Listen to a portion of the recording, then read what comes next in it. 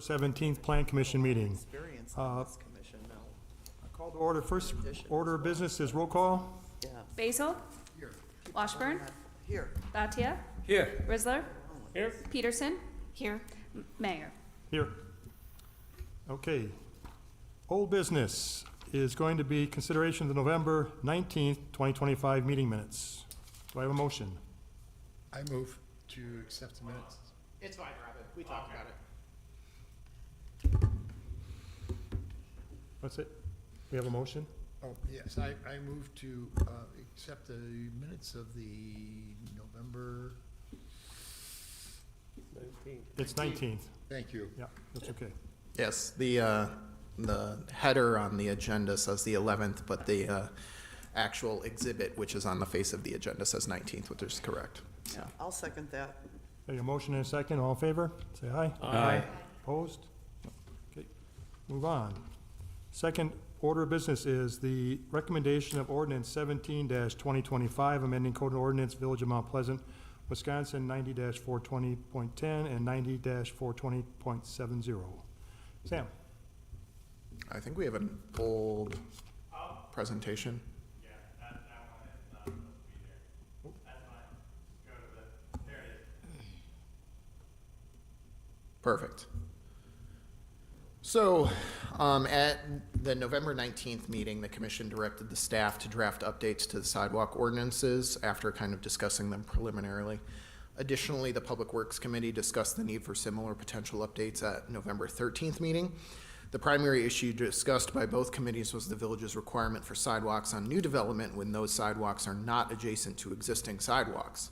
These ordinances created situations where the village required sidewalks in circumstances where developers installed these sidewalks, but abrupt ends created secondary safety and travel concerns.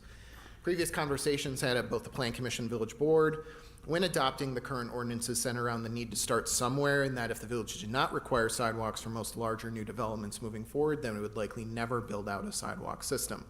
The village is largely dealing with this conversation now due to its relatively recent incorporation compared to comparable older cities and villages throughout southeastern Wisconsin. Urban planning practice has recommended separating pedestrian travel from vehicular travel in suburban contexts since post-war suburbanization accelerated in the 1950s. To moderate the concerns of the committees, the village staff included the following changes to the draft ordinance.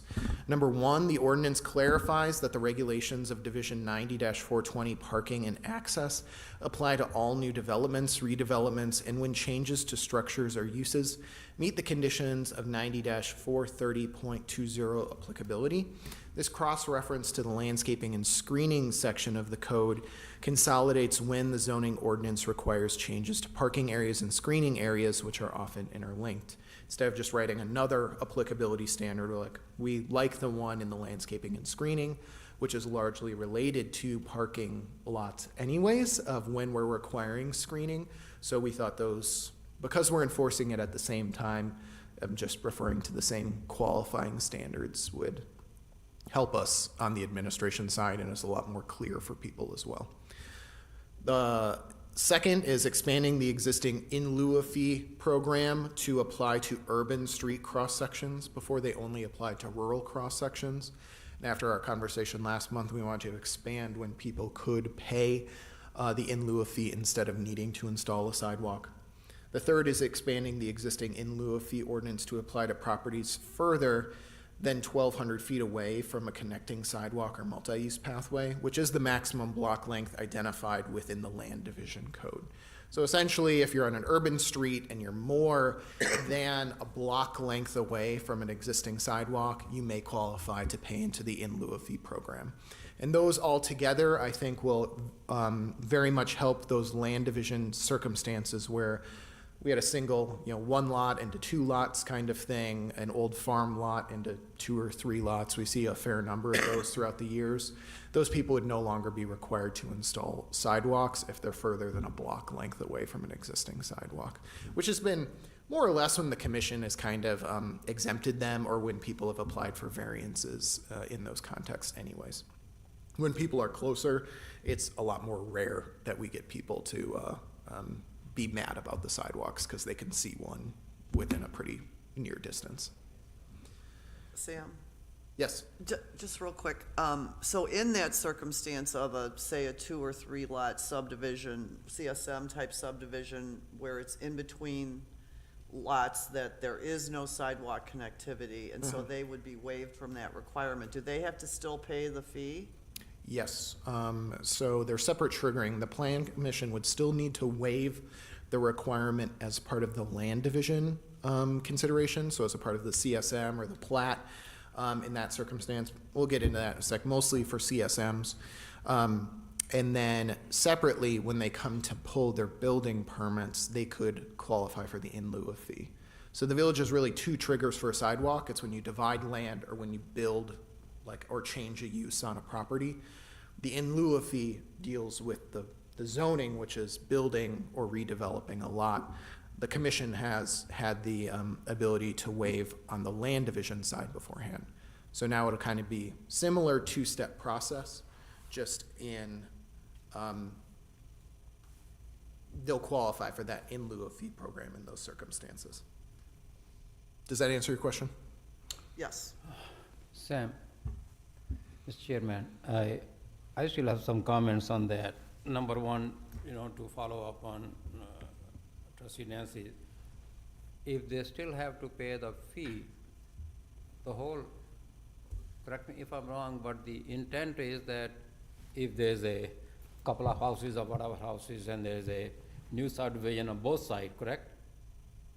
No, this is just My for question- the Okay. smaller There was no new lots. There were no sidewalks on either side. Okay. Correct. There is no, are you saying that it's a new construction, but on the other side, there's no sidewalks on both sides? So you're talking about these? So Yeah. then if they have to pay the fee, the whole intent would be, then the sidewalk should continue. But if they have the fee, that beats the purpose. Because you still have then sidewalk, no, the other way around. I think we're talking about different circumstances, Ram. Why don't I finish my staff report and then Okay. we can cover all the Okay, no, because circumstances? The reason I'm asking my thought is that the intent is to have the sidewalk continuity, but have a fee in lieu of that, that beats the purpose. But we So- won't so allow now- So now I'll the let you fee go. if there is a connectivity, Okay, so. that's, Yes, yep, exactly. still need Yeah. to try to understand. Okay. So then for I'll number. explain it to you later. Number 4 is reducing the existing in lieu of fee ordinance to disqualify any sidewalks or multi-use pathways identified within the comprehensive plan, bicycle and pedestrian plan, a tax incremental district project plan, or other applicable plan officially adopted by the village board. So someone can't pay the in lieu of fee if you all have specifically adopted a plan that says sidewalks should be here. Right.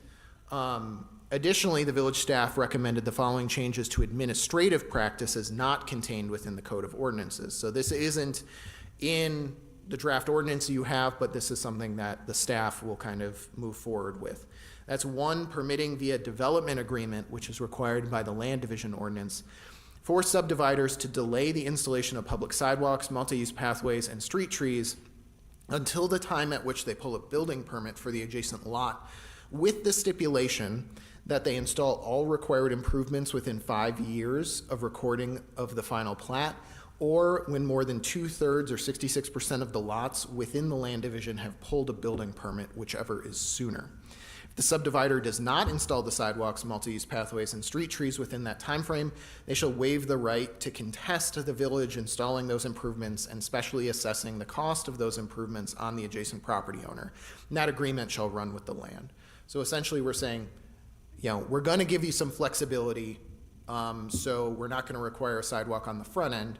However, there are some subdivisions where someone might buy a lot and sit on it for 5 or 10 years, whether they want to speculate it or whether their plans fall through or whatever the circumstances may be. We have had some circumstances where then you have just kind of a missing tooth in otherwise a sidewalk network, and the neighbors start to complain about that. So this kind of sets a logical end date that we're going to do it, and if they don't, the village is going to force their hand and charge it back to them, and they'll know that when they purchase the lot. So it's not going to be a surprise. If they read all their documents, it'll be part of the agreement when they purchase the property.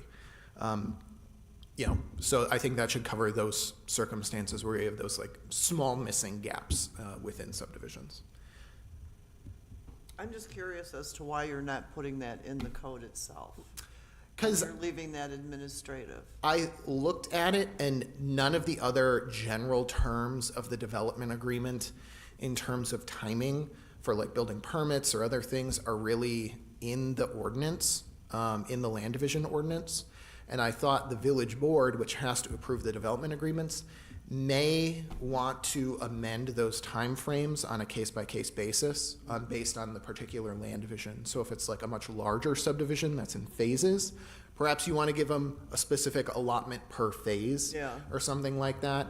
Where if it's a much smaller land division, say it's only 5 or 10 lots where it requires a plat, but it is still on the smaller side, maybe the village board at that time wants to say, you have a year to get it in or a shorter time frame. So I think this is kind of setting a standard that we're all nodding our heads and agreeing to, but the individual development agreements will have the final kind of requirement for that timing.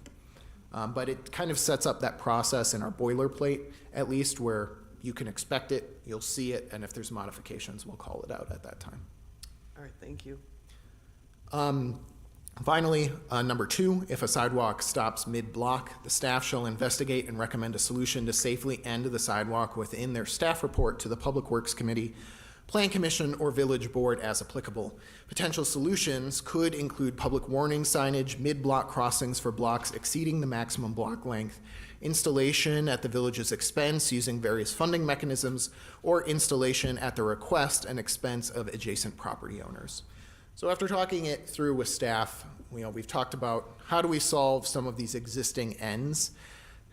And while it seems like kind of a bad answer, we don't have like a one-size-fits-all situation here.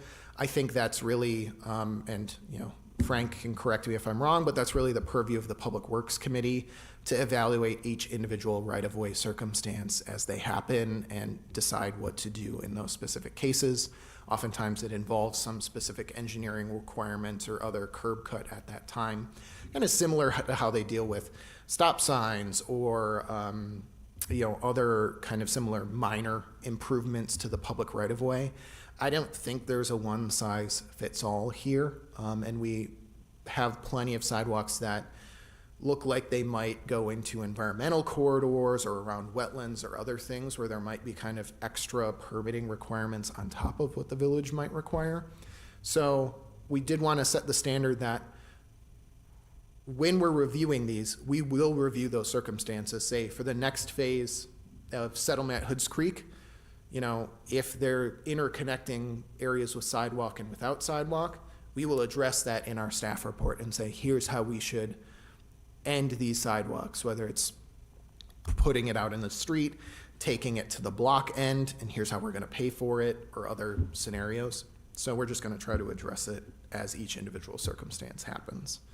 And hopefully, over time, It'll come up work with good itself out, solutions.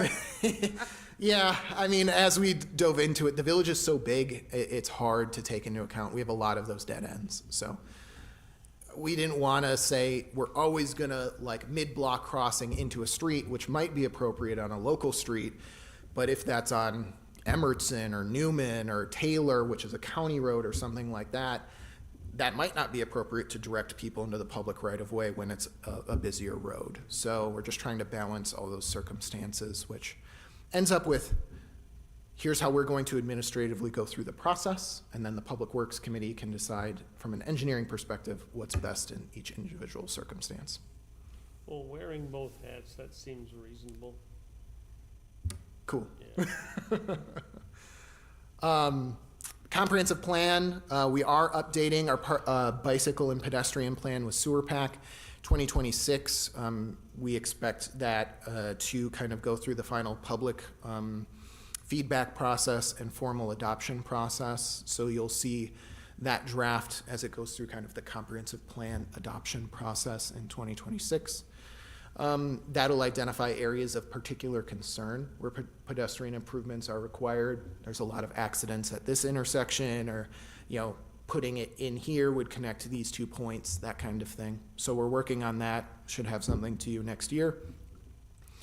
And all of this addresses the things in land division, zoning, and the strategic plan, as we've already discussed.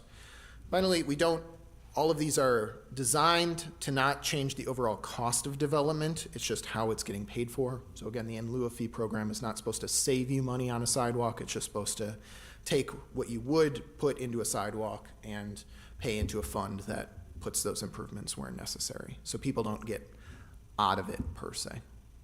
Yeah, that's my only sad face, is I was hoping that this requirement in a legitimate subdivision that didn't need sidewalks would be excused from that without having to leave the money behind, because that still incurs expense that the developer will never use. So I know that's probably a very hard argument for the village per se. I'm probably not speaking as a trustee, but as a person that is connected to the development community. But I was hoping there would be a way to save that. And Well, I just want, can I make a comment to that, but you're talking about in the ordinance, if you're developing a new subdivision, it is required for sidewalks. There's no in lieu of if you're building a new development on a plat.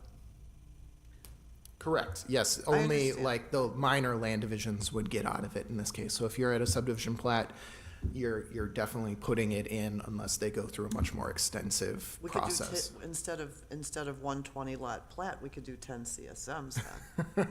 It would I'll take figure you it out, Joe. 50 years to do, but I do want to I mean, respect. understand my point, though. I Correct. was hoping that there would be some relief for those where it's, where I understand under the code it's required, but where it's not really reasonable, then I was hoping there would be some, Well, I think a lot of this has to do with more like infill projects, where you've got subdivision, or on my road, I've got a couple of people who own double lots. Well, they can sell those lots. Well, it's gonna be kind of hard to have them put a sidewalk when we got a ditch. It doesn't make sense, well, you know? can't, right. Right, exactly. Right, you have no room for it. Yeah, and I totally respect the cost to developers. This is a cost they currently have, so it's not like if we removed it, we'd be relieving them of that cost. Here, we're just kind of giving them more flexibility. I think the other thing that we want to consider regarding sidewalks is as we build out more of a network across the village, as that network in the long-term planning starts to interconnect, it becomes truly a transportation network. You could walk from A to B without needing to take a car or things like that. Or for longer periods of exercise, it connects between streets and the trail system. So while I do respect the argument that a sidewalk might not be necessary in every subdivision, those monies would go towards building out a wider network of interconnected pedestrian facilities that, in the long run, would create that kind of environment. So it's kind of like the transportation impact fee that we levy against new development, but dedicated towards pedestrian infrastructure. Part of the argument is safety, isn't it? I mean, It's a big part of it. In fact, So- one of the comments that I would like to make is in regards to new subdivisions, when we had 100-foot lots, which were kind of standard around the village 30, 40 years ago, now we've gone down to 45 and 55-foot lots, and people don't have places, and our setbacks are lessened, so there's no place for people to park their cars. So now they're parking on the streets. And now you've got pedestrians who have to go out in between parked cars on both sides, and it's going on, like I said, my son lives out in Union Grove, and they have a mess out there because of that, with 10 inches of snow. with 10 inches of snow besides. Yeah, it's absolutely horrible to walk. So that's why, as we move to smaller and smaller lots in our village, which we're doing because of cost considerations mostly, people can't afford the 100-foot lots anymore, it's just to develop them, and we need a place to have people and your kids off of the streets. Yeah. There is. So this package, I think, goes a long ways to solving a lot of these problems. It may not solve every individual problem, but at least we've set up a process to evaluate those on a more individual basis and made a commitment as staff to bring forward those circumstances. Yeah, I think at that's any- terrific. I at think any time. I think that's a big step. Now, implementation, Sam, as I always say, implementation. And I saw Trustee Bhatia had his hand up. Before that, I just wanted to also let you all know that while you are making a recommendation to the village board, we will also be taking this separately to the Public Works Committee for their feedback in January, so that we have buy-in from both committee and the Plan Commission before going to final ordinance adoption. So if there's anything we missed or anything that Public Works wants to add, we would likely bring it back to you and kind of just work through both committees before it makes it to prime time and village board adoption. So So what do you want from us today? I think a recommendation to the village board for the ordinance is appropriate at this time. Mr. Chairman? Anybody else? Any more comments? Yes. Okay. No? Sam, I have two comments. Number one, actually three comments. Number one, I agree with everything you say about the new construction, about somebody buys a lot and doesn't build it for whatever number of years, that makes sense. What I want to understand is, I want to make sure I understand, my concern is not for the new development or my concern is still, if you have a existing homeowners and then you have a new development and you are abutting that, are you going to, with the new changes, are we going to force the people to extend the sidewalk to the next? No, but we will, when we're evaluating those developments, we will look at all of the options. So that's why we didn't have a good, Okay, my concern answer. is not about those, like we talked the last time, that whether you grind them or leave them or whatever. No, my concern is the existing homeowner, in some cases, not in the subdivision, but there are some other subdivision that I know where people have been living for 20, 30, 40, 50 years old. Would they be forced to either put the sidewalk, extend that to the next public street, or would they be required to pay in lieu of that? My concern is about those existing homeowners who have been living there for many years. This policy doesn't set any specific recommendations to what we would do in every circumstance. It would just be a case-by-case scenario. So, and we would prepare a report that the village board and plan commission would get to act on, and public works committee would get to act on in each individual circumstance. So if it's a high-traffic area where we have data to show those streets are particularly dangerous to pedestrians, or that there are, nearby commercial activities that people could walk to. Sure. In those circumstances, I think it is more likely that the staff would recommend you should connect through that sidewalk, even if those individual homeowners aren't interested in it. And we would just prepare a report of here's how we could pay for it. Depending on the budget at the time, how much in lieu of fees we have at the time kind of in the bank, or if there's potential grant opportunities like Safe Routes to School grants or other things that go towards those. We would just identify the funding in those reports. There might be circumstances where there's a more remote or kind of quote-unquote rural subdivisions where it might make less sense to force their hand at this point in time, and simple safety signage or other things might be appropriate, more appropriate in those circumstances. So I think we're just going to do a case-by-case basis. It'll ultimately be up to the Public Works. And if we are looking at specially assessing or paying for anything, I think the board will just have to act on what they want to do at that time. Okay, and I agree with that, and I'm glad to hear that. My second question is, in your paragraph A1, if the community development director or public works director goes on, agree that a property meets the following condition, the village may accept a payment in lieu of sidewalk, and the village shall set the payment aside. So again, I go back to, if the intent is to have the sidewalk, then how does it fulfill that intent or purpose if you just say, okay, we are not going to build it, but give us your money? It gets set aside in a specific fund. I'm putting in a very crude way that, the purpose is to build the sidewalk, but if it doesn't, then we'll take your funds and put them in there. To me, the purpose is not met, and so what do I miss here? I think it's just similar to many of the impact fees that we have, where if you pay a park impact fee when you build your house, those are on our books. You might not get a park next to your house, but that money will go towards a park improvement. We try to spend those funds close to where the developments are happening, if at all possible, but they definitely have to be spent within the village within a specific amount of time. So we view the in lieu of fee as a similar thing where, yes, you're way out on Kraut Road. It may not make sense for you to have a sidewalk here when you're building your new house. But if you're going to Kohl's and walking somewhere, else from Kohl's to a friend's house or something like that, maybe that money went to improve a pedestrian crossing in that neighborhood.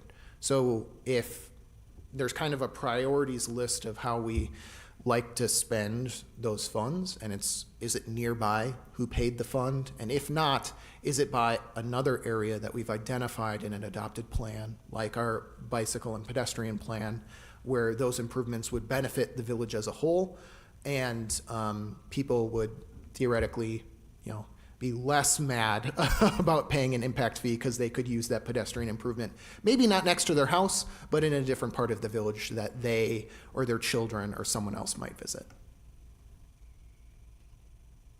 When they pay that money, and let's say down the road, 10, 15 years down the road, we decide that, we want to run a sidewalk now down that person's street, is that part of a deed that they would be, because they've paid for their sidewalk at that point in time, they should not be reassessed for a sidewalk? That's a great point, and I think we can include that language in there, that paying an in lieu of fee would, by village ordinance, exempt them from a future special assessment, because we should not be double dipping. I agree. Okay. There might be opportunities in the long run where a sidewalk may be rebuilt, and in those circumstances, the property owner could be reassessed for the rebuilt sidewalk. different. 50 years, sidewalks last a long time, 50, 100 years from now. But that is different. They shouldn't be charged, I think, to your point, to the primary installation because they paid that in lieu of fee. So we can include that amendment in the final ordinance. I would recommend that, yeah. Yeah, that's a good idea. So to the chair, to Sam again. So your example of Kraut Road brings to mind the whole conversation over sidewalks in front of homes that are on our roadways that have open ditch and no curb and gutter.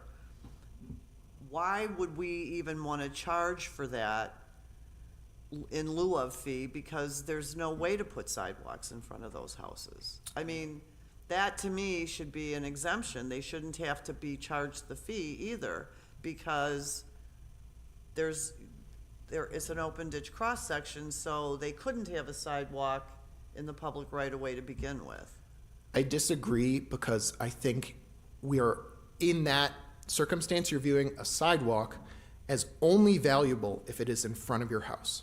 But people visit other areas of the village where that money might go towards other improvements where it is valuable.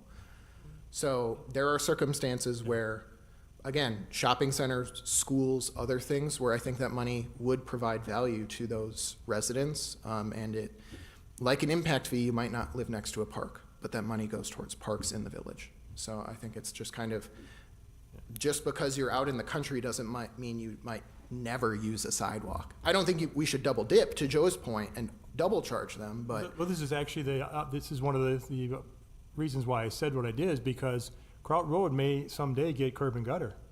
I was just gonna talk about that. Because Yeah, that. but that- if it does, it's gonna have a whole slew of special assessments against it. Right, but that And lot, at but that time, lot then owner, they'll have room for the sidewalk, and there will be, the lot owner will not be assessed for his portion of the sidewalk. Their portion of the sidewalk, because it's gonna be deeded into the ordinance. We'll have it built in there so that if they do, they're gonna pay for the curb and gutter in many cases, Storm sewer. and the storm sewer. And then they won't have to pay for the sidewalk because they've already paid that, those who built new homes. Okay. I guess my last comment would be, I know that I brought that to your attention and to Public Works Committee because of, I heard from the resident. But it raises, so now we are looking at so many questions and concern are making these ordinances changes. In hindsight, the ordinance that we passed few years ago, that all the new development would have sidewalk, and we ended. Why don't we just leave it as it is? Life was good.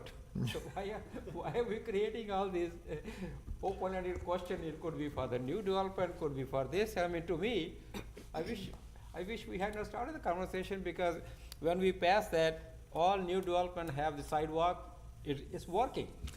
It is more black and white. However, I should point out that this committee does not see the variances that go to the Board of Appeals. And we've had multiple variances for people that the Board of Appeals has approved where they are not requiring sidewalk. And frankly, from my perspective, the Board of Appeals shouldn't have approved of those variances. It was purely a cost consideration, which is not something that they should normally consider. But the Board of Appeals is very nice to property owners sometimes, and so they exempt them from sidewalks. So this is trying to capture, a really good example is Rybar out near the interstate. Did an improvement 5 years ago when they expanded some truck parking. Our ordinance required sidewalks, and they got a variance from those sidewalks, which was probably 1,000 linear feet of sidewalk across, it was a corner property, so it was a fair amount. The DOT would have let them put in sidewalks in that case. The DOT doesn't really care if there's sidewalks as long as they're engineered correctly. Rybar just didn't want to pay for them because they were in a rural cross-section, they didn't think they were needed. So the Board of Appeals exempted them from needing to put it in. Not to pick on Rybar, but they could have afforded it and to put in those sidewalks. So by paying an in lieu of fee, at least the village would have captured that money and put that towards pedestrian improvements elsewhere, which I think, instead of just one-off picking and choosing which developers don't need it, at least this sets up a more intentional, fair process to all property owners of when sidewalks and pedestrian improvements are required. You're either going to get one in front of your house or you're going to pay for it, and it's going to go to a place that the village board has said pedestrian improvements are important elsewhere. I like it because it takes away that preferential treatment potential, as in Rybar. And you all don't see those variances because the Board of Appeals is a citizen body that can't have any trustees sit on it. So it is pretty exempt from your whole process. Mr. Chairman, every time I say it's my last comment, but that's your response. It's an excellent discussion. So now what I'm hearing is, because of the variances, is coming back, and like you said, it was good. So we are opening a can of worms. So why don't we fix that? It should not go to the Board of Appeal for the variances and just leave it as it is. So Yeah, but they have the right to go to the fix that zone. problem, Yeah. we are creating more concerns here. I think that the issue with that problem is we can't prohibit every type of variance. We can limit them in some very specific ways. For instance, we limit use variances or other types of things, but we can't ban every type of variance. State statute requires it. So if we keep the ordinances as is, they could just apply for variances. We'll take their $500, but they might be out, like in the Rybar example, 1,000 feet of linear sidewalk. So I think this process, while it is slightly more confusing, has actually worked pretty well, the in lieu of fee. We've just had a few circumstances come up recently where the in lieu of fee might have been more valuable than the actual sidewalk, and the commission pointed that out. So I think these changes fix that. Mr. Chairman, I think that, I'm sorry. Are you- Oh, I don't think mine is on, so I'll just have to talk about it. I just want to add, Sam's comparison to impact fees is really a good one, because the thing about having everybody be charged this, so it's not arbitrary. So if everybody has to deal with this in one way or another, you're not basically putting preference to one property development versus another. Like, we're basically saying that everybody has the same responsibility, but circumstances that are for this one are different.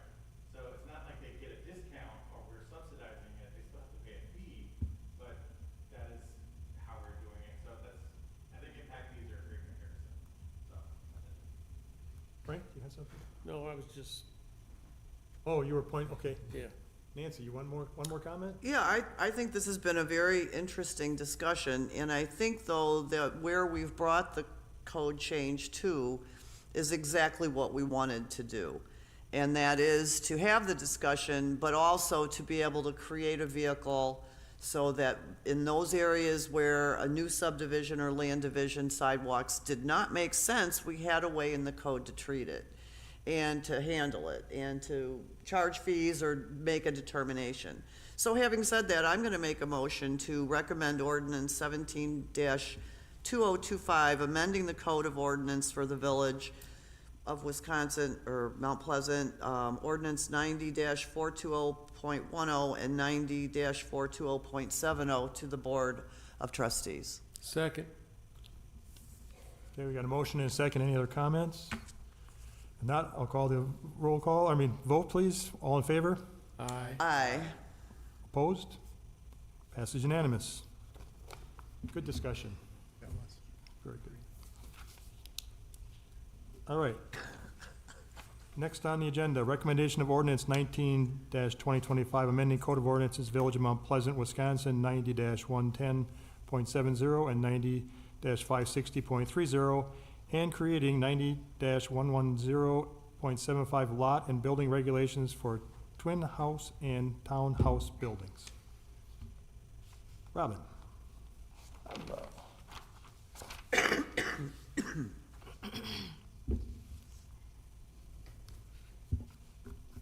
Okay, yeah, this is on. All right, hello, everyone.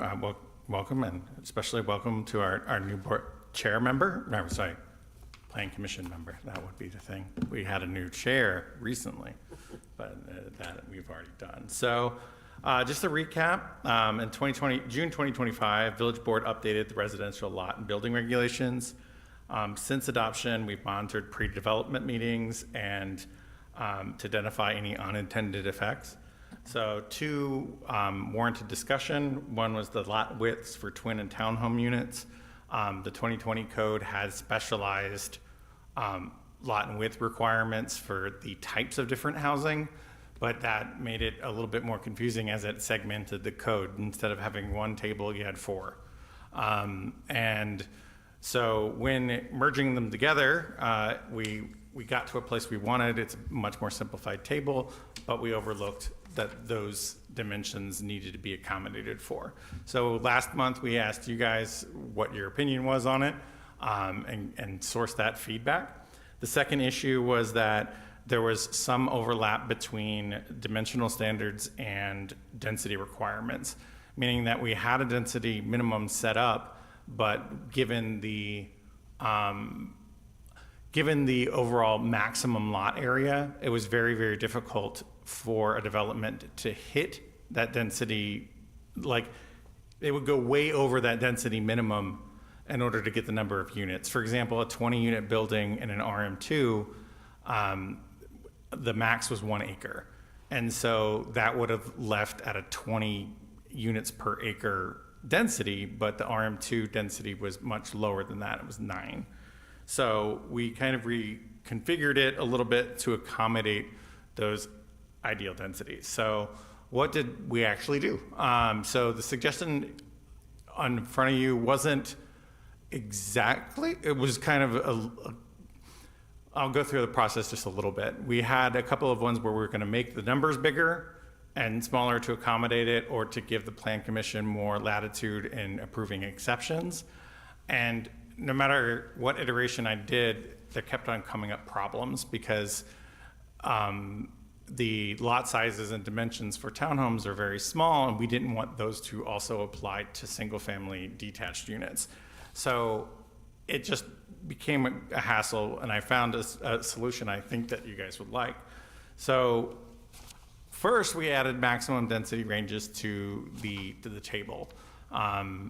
This basically sets an overall density cap on that particular development, and also gives a threshold for you guys where there's exceptions to be asked, an up and down value of, is this within that threshold? And we'll get to all of those in a little bit. I have a PowerPoint presentation that kind of shows what those densities are.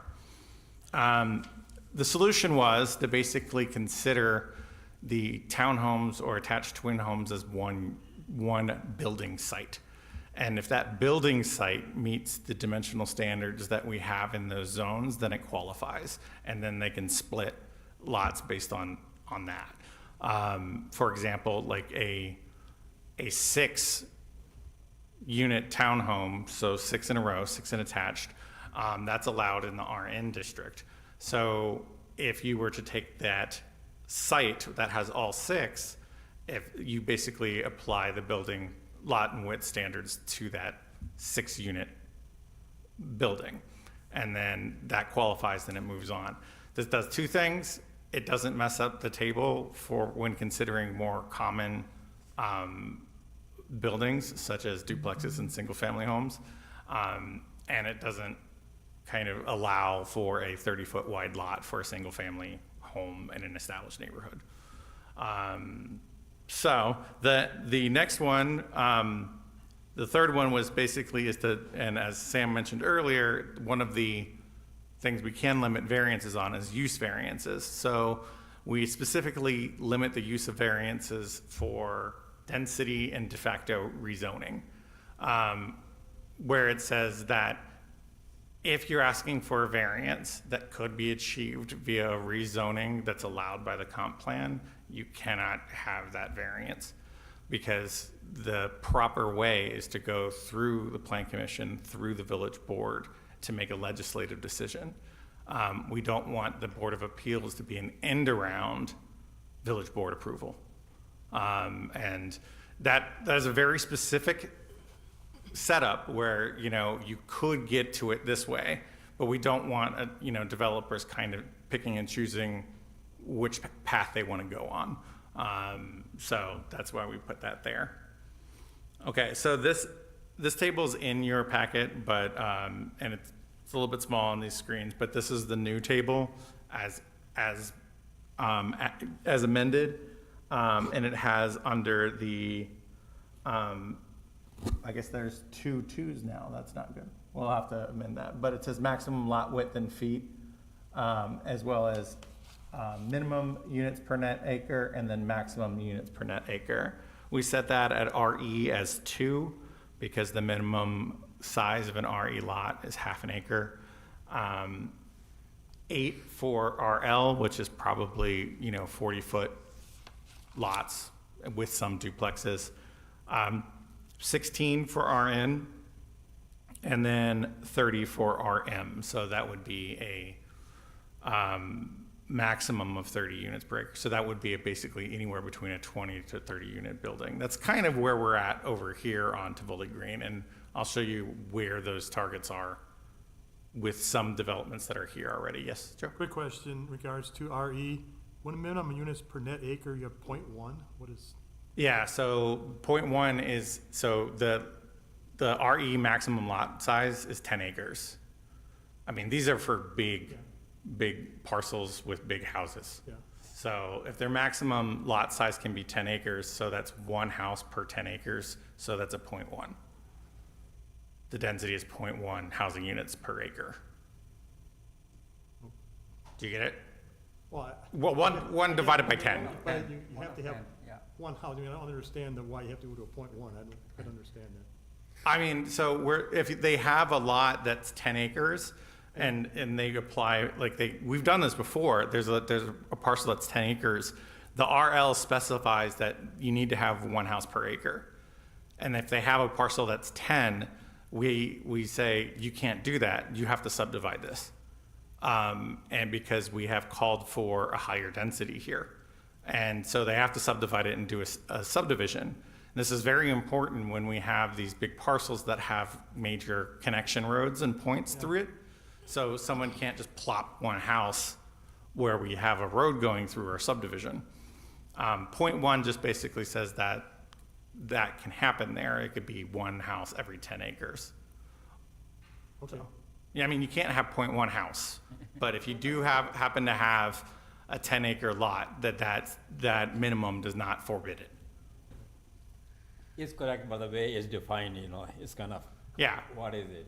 But like you said, it's a 10 acre, 1 over 10, but I see Joe's point when you look at it, makes no sense. yeah, it's weird. All of those things do round up to the nearest whole number when it matters, but it wouldn't matter until a property was over 10 acres, which that zoning classification doesn't allow, so.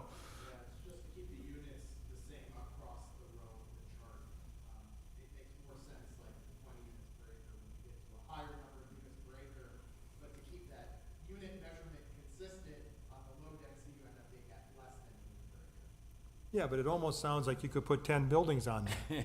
That's what I'm asking. Oh, yeah, that's mixing up the numerator and denominator. Like, so this is housing units per acre, and you're thinking about like number of houses on an acre. It's semantics, I suppose. But we understand it, and that's how we convey it to people. And because this is actually, our attorney has said that this is a particularly strong legislative position for being able to enforce these kinds of densities, that's why we're leaning into it. That was another thing that I was going to say. There's a bunch of housing bills being currently proposed and very, very likely to pass the legislature. They have bipartisan support, yada, yada. One of those is clarifying that comp plans set density standards. So like bands of density. So you guys know us, we're always ahead of the game. So we're already like setting forth something that meets those before it even comes out. So I thought that was pretty good. Robin, and again, I agree, I don't have any problem, but would it make more sense instead of putting minimum unit per net acre if it was minimum units per lot? No, because the lots are, it's corresponds, lots can be any size. That can be very variable. An acre is always the same. So you want to tie it to something that's consistent. Yeah, an acre is typically how we calculate density. I'm okay so- with that, but I'm just I looking know. at from. Remember, just it's a chain times a furlong. Real easy. 66 by 660 if you wanted to know. That's how it helps me. I'm a nerd. Okay, so that is a big old chart, and then here is the specifics on how the sort of the building site rule works for townhomes and twin homes.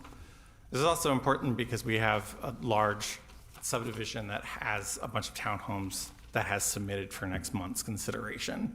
That was perfectly legal before we changed the code. So this is kind of a fix to get back to where we were.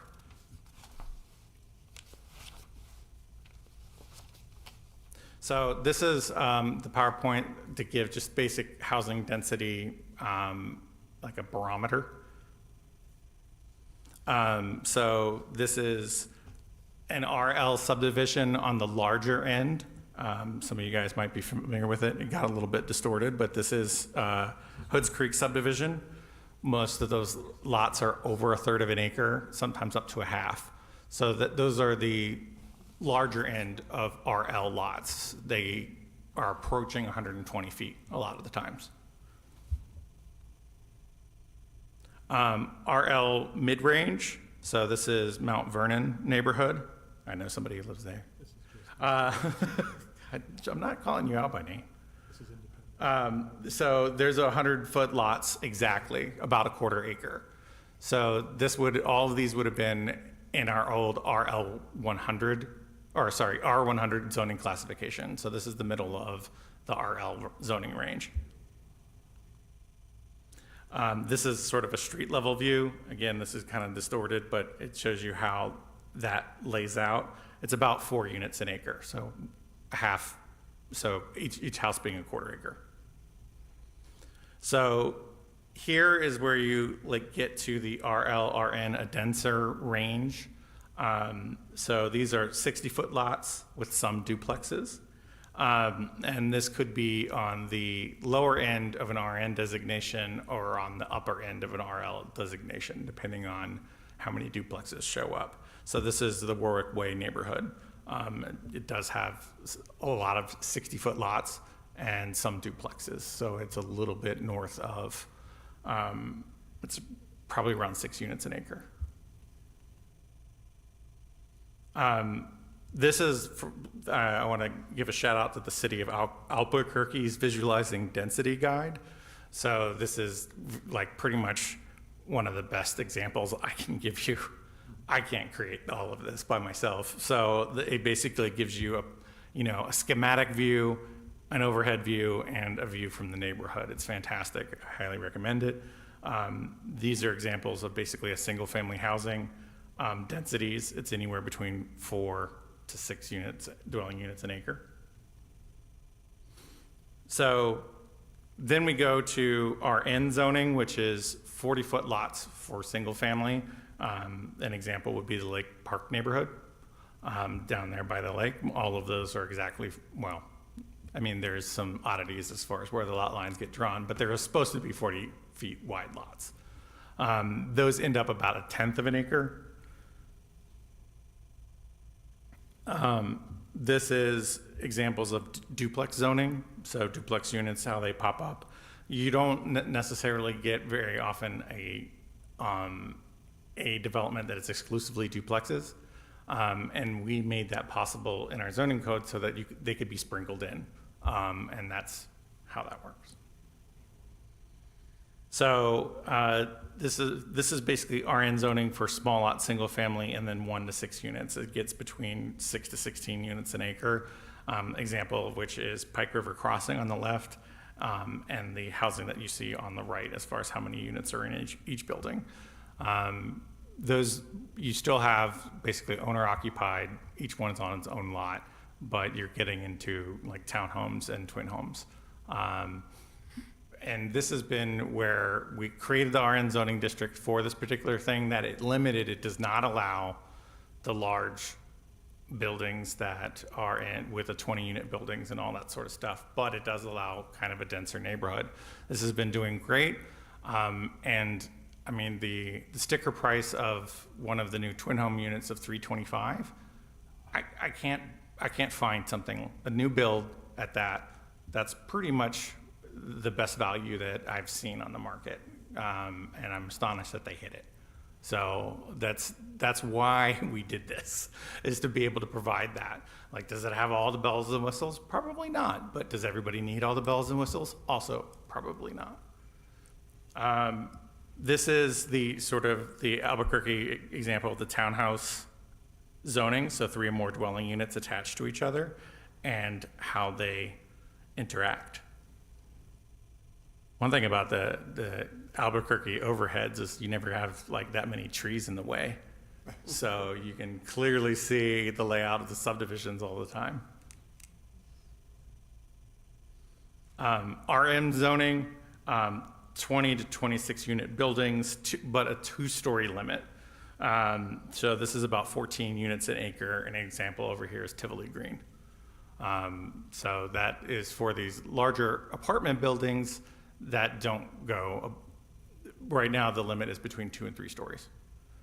And then the maximum for that would be 30 units an acre, so that would only be hit on a 3-story building, I think. So this is the RM density zoning from the Albuquerque guide. You see their multifamily depiction is really spot on for how these buildings will typically look, and how they're laid out in a neighborhood. And they're at 15 and 18 dwelling units an acre, and I'm almost done. And so these are from the RM to RH zoning density. So you have 25 to 30 units an acre for those kinds of buildings. And then on the far right, you have basically the equivalent of 110 dwelling units an acre. That would be square in the RH zoning, which we haven't given out like that level of an RH zoning yet, and we don't really have many applications for it at all because we still have greenfield development. It's very expensive to go over a certain height. You know, all the fire regulations kick in after 3 floors, and then you have to build with steel after 5 or something like that. All right. That is a big, long explanation, but I heard from a lot of you guys that you wanted some pictures and illustrations of the different bands of zoning that I was talking about. So, any questions? I don't really have any on this. Very well done. Yeah, I like the way this presents itself, and as I said before, I think it's much easier to interpret. Yeah, I mean, Less, less charts and so forth. It's all in one. yeah, you can get a feel for how like the neighborhood is kind of supposed to look, and each zone has a particular like style, you know, where to seek and a feel for it, so that when approving rezones or developments, you know where it's supposed to be. It's like, okay, this is the min, this is the max, and it's supposed to kind of look generally like this. And It's hard to nail that down. The old ways was to basically prescribe exactly what type of house was built. The lot is exactly this big, the house looks exactly like this and has this many units. We're seeing a desire for more flexibility, and we're providing that. So Exactly. there we go. Any questions? Nobody? Okay, Looks good. So, looking for a motion then. so Chairman Mayor, I will make a motion to recommend to the village board ordinance number 19-2025, amending the code of ordinances in the village of Mount Pleasant 90-110.70 and 90-560.30, and creating 90-110.75 lot and building regulations for twin homes and townhouse buildings. Second. Second. We got a motion and a second. All in favor? Aye. Aye. Opposed? Motion carries. All right. Okay, so I'm going to remain up here, and I'm sorry, but you're gonna get some more tables. But I also got pictures. That was something recently I put in. So first I'm gonna go, and then Parks and Rec, George is gonna present to you about Parks and Rec's wrap up. So first up, so this is the permit year-end report, and this is the overall picture. You know, the top permits by fees, commercial building permits, of course. I was like, I didn't see that, okay. There's also a breakdown of the fees, the number of permits by township section, and I will get to that in a second, but essentially, we have 30, like every section is 36 blocks of 640 by 640, and I'm just gonna go to the map. Mount Pleasant's got divided up in a grid like that. Each of these grids is a section. And we have two different townships. So 1 to 36 is a section, and we have two different townships, 22 and 23. And so that's the numbers that correspond, but I'll get back to that. So you have those to break down, top permit types by value, and then we have median days to issue as 1, but I'll say that the median days to issue means that the 50th, exactly in the middle one, it takes 1 day. So we have a lot of plumbing permits that go out in 1 day. This is the one that has a little bit more information on that. So the top one of number of permits is plumbing permits, and their median days to issue is 1. So they get through them pretty quickly. And us down here, signed permits, median days to issue is 10. And that's usually because if there's something, we try to basically say we'll get to you in 7 to 10 business days, which is square within this. And there's sometimes they have to submit additional things, and that is taken into effect. So there's some big numbers on this chart, but I bet you know why those exist. So certain things kind of blow it out of proportion, and breaking it down like this can give you a sense of scale.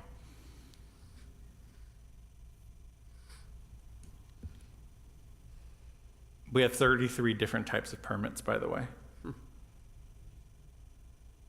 Some of these in the chart are actually old and need to be kind of retired, but because we were transitioning systems this year, like some things came in from OpenGov and were like old permits, and then we started new with the BSNA system. This one is basically sorted by value, I believe. No, this is the township and section chart, and then issued by month and final by month and application by month. So the highest number of applications was in the summer. So basically we had 200 applications or more from the period of May to October. So here's the section map, and then here's the picture I promised. This is the permit volume by section. And if you can identify what's going on in those sections that are highlighted in red, congratulations, you've been paying attention at Planning Commission. But down there on 31 and Brown Road, the 267, that's Pike River Crossing. So each one of those units gets permit, gets an HVAC permit, gets electrical permits, all that sort of stuff. So that's why that's all there. And then up at the top with Spring and V, the 125, that's Continental and Fiduciary up there. So they're pulling permits. Housing permits are a lot more permits overall as a raw number as opposed to other types of buildings. This is the value added by each of the permits, how much money they've been. So I think that's the value recorded of the actual development. So 568 million, that's basically the number they put on as the value of the new buildings that have been on there, so.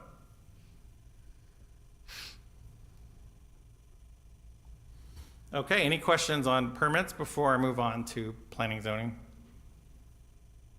Engineering processes. So the way BSNA splits it is by permits, which are more just kind of, you apply this, you get a permit. Processes are most of the things that either are outside that or basically take it through Plan Commission or variances. So zoning request letters is just that. It's whenever they ask for zoning confirmation on our letterhead. Site plan reviews and zoning map amendments. Those mostly go before you guys, especially if they're commercial for site plan review. That's a little bit off kilter there, but next is certified survey maps. We just had about 5 variances this year, 2 preliminary plats, and 1 or 2 final plats. And that's the monthly volume. Nice line graph. Is that line graph on the bottom, is that running, because doesn't meet up with the permits and applied for and completed? For like October 23, you got 2 permits applied for, but you had 8 projects or 9 projects completed. Yeah, so It's a lag? it's a delay because they apply for them the month prior. Got it.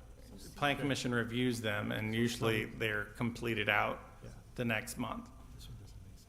But certain things can be open for a very, very long time when we need to do inspections on the back end. That's why even completed versus applied is worthy to kind of separate, because when you apply for a building permit, it could be like a year before you get a certificate of occupancy. So we kind of have that delay out. Okay, And that's it. Very good. thank you. Okay, 2 preliminary plats and 2 final plats. That's George, are you ready? All right.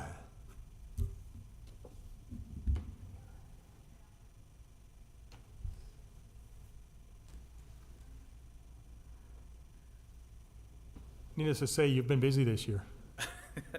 Yes, very busy. Actually, I haven't seen you guys quite as much this year either, so hopefully you guys have, this doesn't come to too much of a surprise when you see the stuff in the report, but just first want to give a big shout out to the people in that picture on the main slide. These are just a handful of our staff members that help with all of our recreation programs in there. Many have come through the program before and have been with us for several years, starting as a regular instructor, moving up to a program supervisor for playgrounds. So some of them also do some of our ball field maintenance and umpire and stuff. So want to make sure that they get a special shout out. So right off the bat, we had a very good year from a participation standpoint. Overall, we saw increases in both playgrounds, softball, and our T-ball programs.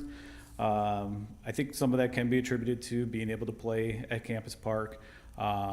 In our co-ed division, we actually had to use not only Campus Park, but also Stuart McBride because of the overflow of teams that we had. So, which tied into the project of us redoing Stuart McBride, which you'll see a little photo last year. We were able to use that brand new renovated diamond out there too. So, once we hit that 12 to 14 range, as you recall, that's a lot of times where the participants move over either to baseball or fast pitch softball. So we tend to see that decrease.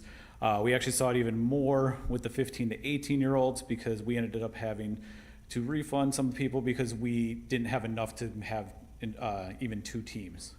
There was just a drop off. Some of that is coach dependent.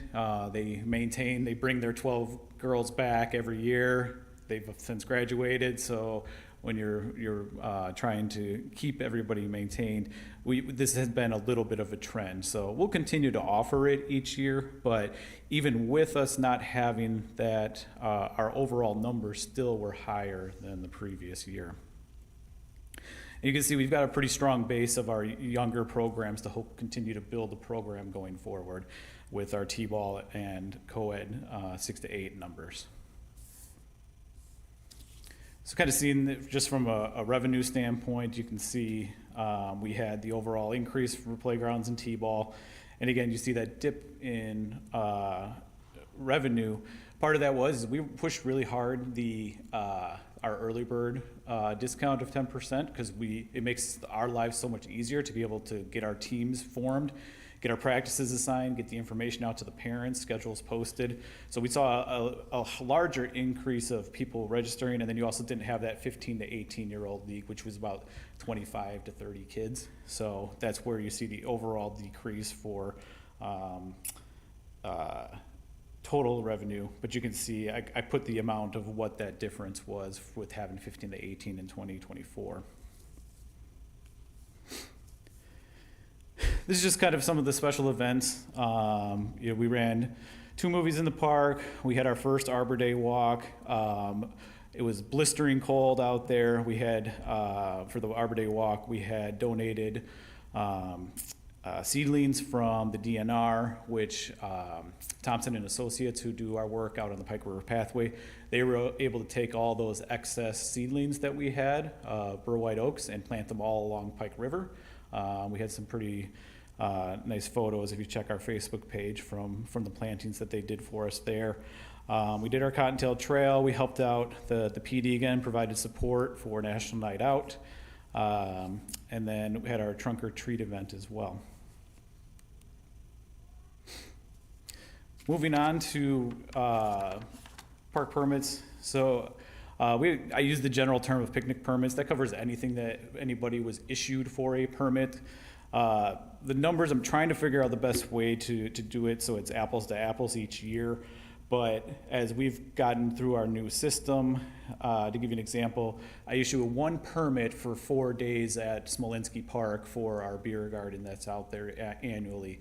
Whereas it may have been reported previously as 4 separate days that we had been out there, so 4 separate uses. So the number of times that I'm trying to figure out a way each year, so if you see kind of a difference in numbers from year to year, it's sometimes how we've done the permitting. Because it comes, the way that things spit out, it's not the total amount of uses, it's the number of permits. So in some cases, that's why you see a larger increase in the revenue based on the total number of permits. As you can see, it was pretty strong. We're continuing to see more increases at the community room over at on 7330 Old Spring. We've got a couple more long-term renters now who are there on a monthly basis. Still have a strong number of HOAs. And we still have returning people coming back for all of our pickleball courts each year. And we've now been able to expand some of the reservations out on the softball diamonds at Campus Park. Our revenue numbers also include some of the additional permits that we may have issued, which could be just additional special events like runs at the Pike River Pathway, sand volleyball courts, Stuart McBride field rentals. So, and then you can see we offered a new reservation option in 2025. We allowed 3-hour reservations at the splash pad right when it opens, and it seemed to work very well this year, where they clear out and then it was available for the rest of the public after 1 o'clock. So we're very happy and pleased to see so many people took advantage of that this past summer. Just a few additional highlights. In February, I was able to accept our award for the campus park design at WPRA. For 2026, I will be the chair for the Professional Development Committee for Wisconsin Park and Rec Association, which we oversee all of the submittals for conference. We oversee the sections that submit their sessions for review for fall conference, sustainability, and a couple of other things. So it's been really great to meet some new colleagues across the state and try to take some of the things I've learned from them and bring them here as well. We offered some new contractual recreation classes at our building.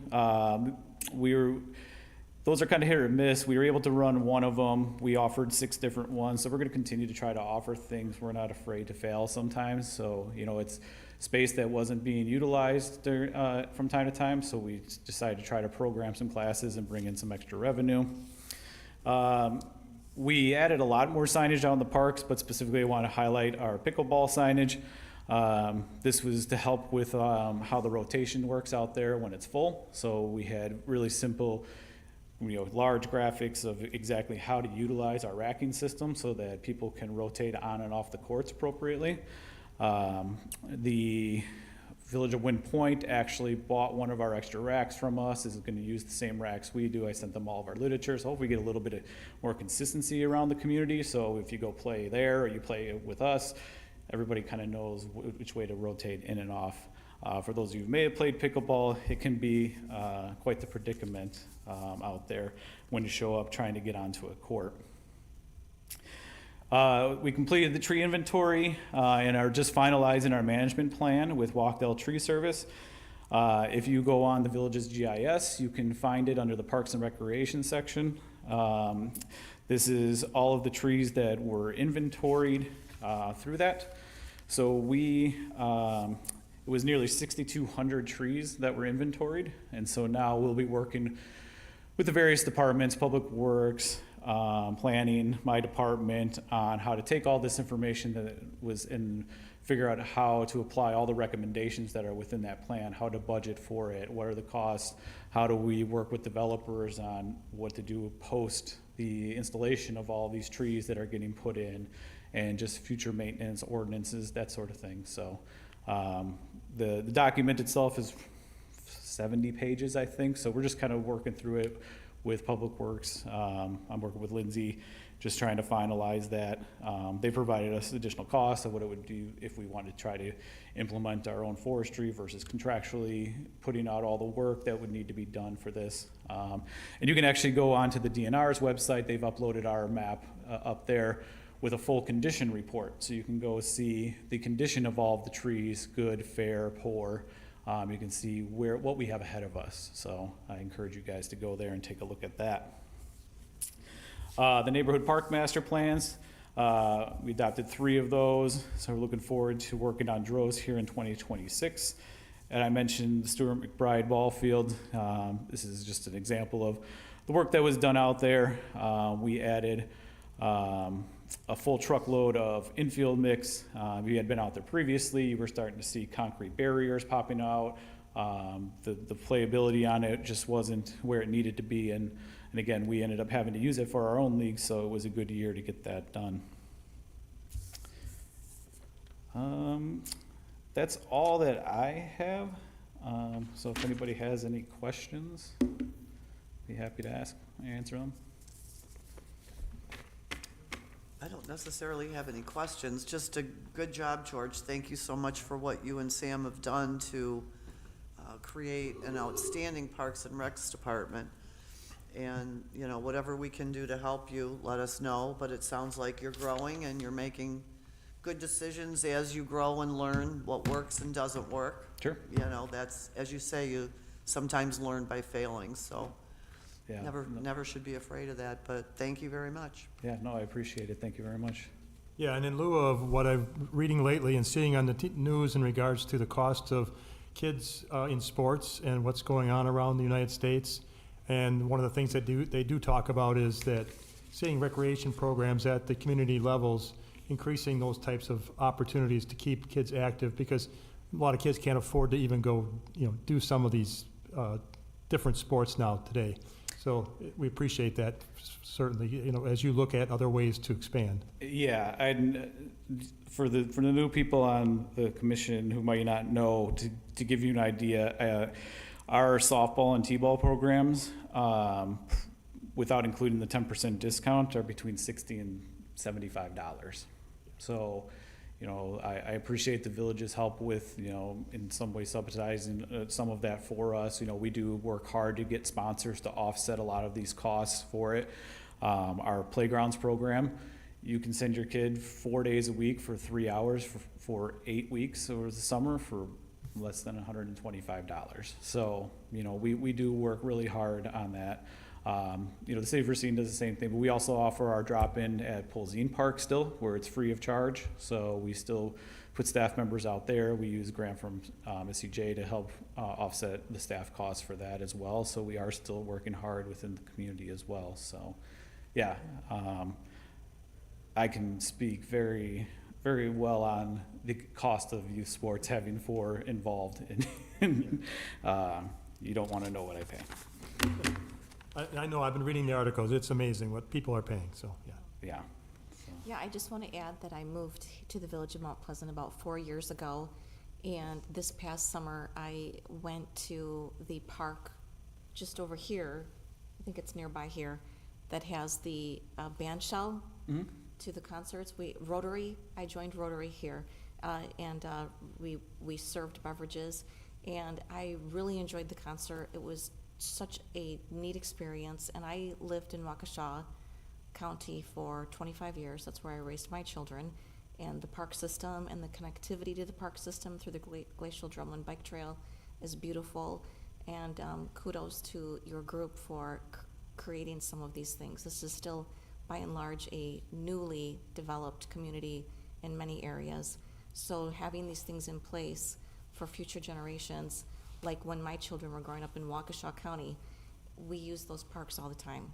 And it's, this is a great community and your development and growth. So congratulations on what you've been doing. Thank you. Yeah, credit to Matt for the concerts from tourism. You know, we just provide support for that. So, but yeah, I actually utilize Waukesha and City of Waukesha specifically for a lot of information because they've been doing it so well.